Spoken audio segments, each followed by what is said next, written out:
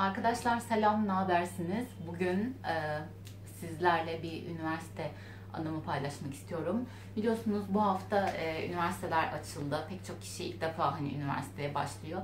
Ben de o yüzden kısacık bir hikayemi, bir anımı anlatmak istiyorum bugün. Şimdi arkadaşlar üniversiteye biz ilk başladığımızda işte benim birinci sınıf, birinci dönemim Ramazan'a denk geldi. O yıllarda da Ramazan ayında böyle bayağı bir oruç tutabiliyorum. Şimdi daha böyle bir açlığa dayanamıyorum. İşte ayılıp bayılıp kalıyorum falan ama o yıllarda rahat tutuyorum. Yine oruç tuttuğum bir gün daha işte birinci sınıf, birinci dönem olduğu için çok da böyle arkadaş falan yok yani. Yurtta oradan buradan tanıştığın böyle merhabalaştığım birkaç kızla birleştik şeye gittik. Üniversitenin yemekhanesine gittik iftar için. Arkadaş işte iki katlıydı bizim yemekhane. Üst kata çıktık biz de yemeklerimizi aldıktan sonra. Üst katta böyle kocaman, işte eski bir bina zaten. Kocaman boş bir kat düşünün. Sadece ilerisinde bir kat bir alandan sonra ufak bir oda yapmışlar. Ama yani o duvarın da zaten baştan aşağı kadar cam pencereleri var. Yani öbür taraf aslında çok bayağı bir görünüyor yani. Öyle çok gizemli bir bölme değil. Bir kısım da orada. İşte üniversitenin bu ağır abileri falan o tarafta yemeklerini yiyor, tamam mı? Biz de yeni başladığımızda işte yurtta falan orada burada şehre dair, işte üniversiteye dair böyle hikayeler, şeyler, efsaneler duyuyoruz. Reis denen bir kavram var ve bu reisler oranın böyle mafyası gibi ama iyi mafya. Yani insanları, öğrenciyi koruyan, işte okulun asayişini sağlayan tipler. Bunların en üstüne reis deniyor. Her fakültenin kendi reisi varmış. İşte İİBF'nin ayrı, mimarlığın ayrı, fen edebiyat farklı falan filan. Ondan sonra ve bu reislerin hepsinin de bir başı var. O da esas reis, yani en büyük baş o. Bu büyük başın kız arkadaşı da Asena deniyor. Ve Asena olmak bir marifet, yani böyle bir efsane, tamam mı? Böyle Asena'yı böyle uzaktan herkes birbirine gösterir. Bak bu kız Asena'ymış falan filan diye. Ama hep böyle bir dedikodu, yani kimse aslında ne reis tanıyor, bu reisler nerede bilinmiyor. Ama hep bir reis olduğu bilinir. Neyse işte üniversitede biz bu dediğim gibi yemekhanede üst kata çıktık. O ağır abilerin takıldığı tarafa değil de o bütün normal sıradan bizim gibi öğrencilerin yemek yediği masalardan birine oturduk. Biz de 6-7 bilemedin 8 kişiyiz, kızlar böyle yurttan grup. Ondan sonra hepimiz yemek için yemeğimizi aldık, oturduk masaya. O arkada canlı taraftan 3 tane böyle takım elbiseli Yağız delikanlı geldi bizim masaya. Bana dediler ki affedersin, bir şey sorabilir miyiz? Ben zaten böyle İstanbul'dan gitmişim, bilmiyorum yani, her şey böyle tuhaf geliyor, ilginç geliyor, her şey çirkin geliyor, alışamıyorsun, edemiyorsun. Odamda zaten, yurttaki odamda bir sürü problem vardı. Derken neyse işte bunlar geldi böyle. 3 tane, bir tanesi böyle vardı ya, bir tane Türk dizisi, Mahalle Muhtarları mı, Kültigin vardı. 2 tane de böyle vardı, kabadayısı vardı yanında. Aynı onlar gibi böyle tipleri. Bu ortadaki dedi ki affedersiniz, bir şey sorabilir miyim? Ben tabii falan dedim, tamam mı? Yani masamdaki kızlar da öyle kankam, dostum falan da değil ki böyle arka kollayacak bende, öyle bir şey de değiller. Daha yeni tanışmışsın, az çok tanıyorsun birbirini. Bir şey olsa eminim hepsi fıyacak, ben kalacağım ortada. Tabii efendim dedim, böyle ona baktım. Ürküyorum da bir yandan. İstiyorum ki bana bulaşma yani. Sorun varsa git Allah aşkına yurtta yemekhanedeki herkese sor, bana sorma yani. Benim ne işim var senin? Ne yaptım ben? Ondan sonra efendim tabii falan yaptım böyle. Tırsıyorum ama tırsımı da belli de etmiyorum yani. Ne tırsacağım senden falan gibi. Ondan sonra dedi ki oruçlu musunuz dedi. Evet dedim, oruçluyum. Masadaki de herkes yemeğini yedi. Kimse iftarı beklemedi.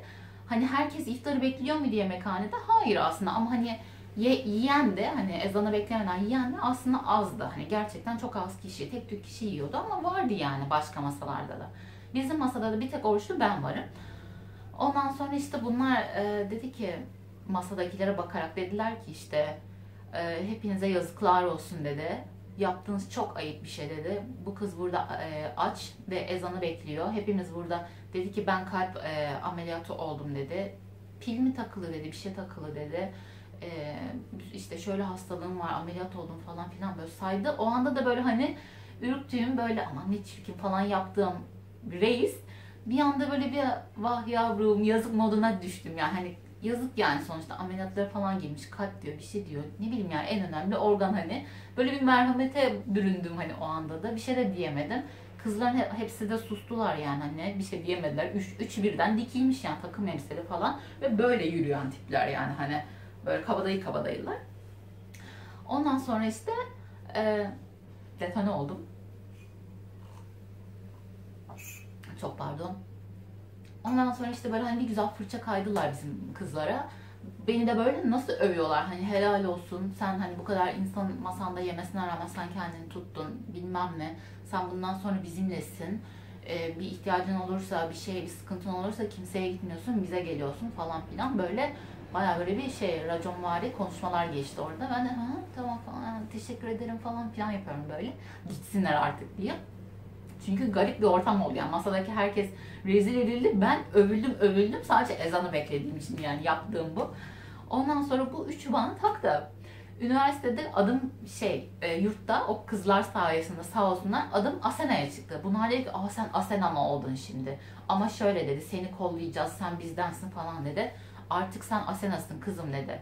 O zaman Edebiyat Fakültesi'nin Asena'sına ne oldu falan, yoksa Asena'sı yok muydu bilmem ne.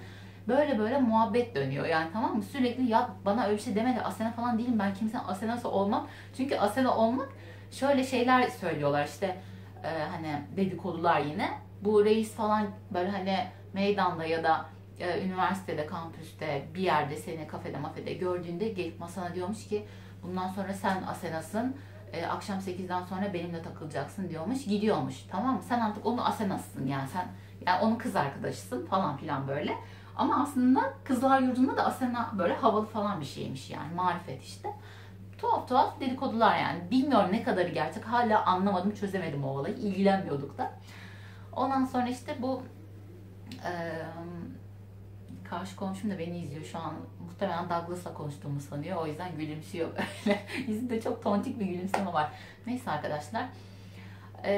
İşte böyle bundan sonra bu üçü bana taktı. Beni işte otobüs duraklarının hani fakültenin merkezinde yani, hani ya da nerede beni görürlerse böyle bir anda bir coşkulu bir şekilde el sallamalar, böyle bir şeyler yapmalar falan, yanıma gelmeler, masama gelmeler.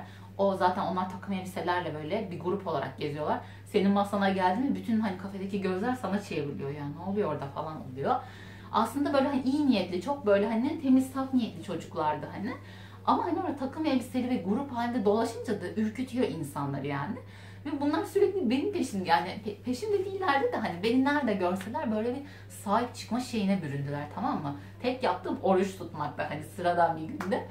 Ondan sonra işte böyle hani komik oldu yani, yurtta orada burada benim adım Asena'ya çıktı. Ama Asena değilim, kimsenin sevgilisi falan değildim. Sadece dostane bir şekilde ve benim birinci yılımın birinci dönemi sürekli bu, özellikle bu üçünden ve grubundan, tayfasından kaçmakla, saklanmakla falan geçti. Dediğim gibi masum, hani hiçbir kötülükleri, zararları olan insanlar değillerdi. Ama buradan nereye varmak istiyorum arkadaşlar? Eğer üniversiteye yeni başlıyorsanız, ki benim yeğenim de, biricik yeğenim de üniversiteye başlıyor, onun heyecanını yaşıyoruz. Eğer siz de hani üniversiteye başlıyorsanız, böyle hani tuhaf şehir dedikoduları, efsaneleri duyarsanız ya da canınızı sıkan böyle hani belli başlı insanlar olursa, emin olun sizin güvenliğinizi sağlamak için her yerde, fakültenizde olabilir, o kafelerde olabilir, kampüs içinde olabilir, yurdunuzda olabilir, kaldığınız apartlarda olabilir, her yerde sizin güvenliğiniz için dolanan insanlar, yetkililer var. Hani hiç korkmayın, hiç kendinizi güvende olmadığınızı hissetmeyin, öyle düşünmeyin. Mutlaka bir yetkiliyle konuşun. Hani gerçekten böyle niyetinden, hani iyi niyetinden şüphelendiğiniz kişiler varsa etrafınızda, sizin güvenliğiniz her şeyden önemli. Muhakkak gidin konuşun. Emin olun o yetkililer sizin için en doğru yolu, her şeyi biliyorlardı ve sizi çok güzel bir şekilde yönlendireceklerdir. Sakın susmayın demek istiyorum. Umarım üniversite hani hayatınızın en güzel yıllarından biri olur ve olacaktır diye de tahmin ediyorum.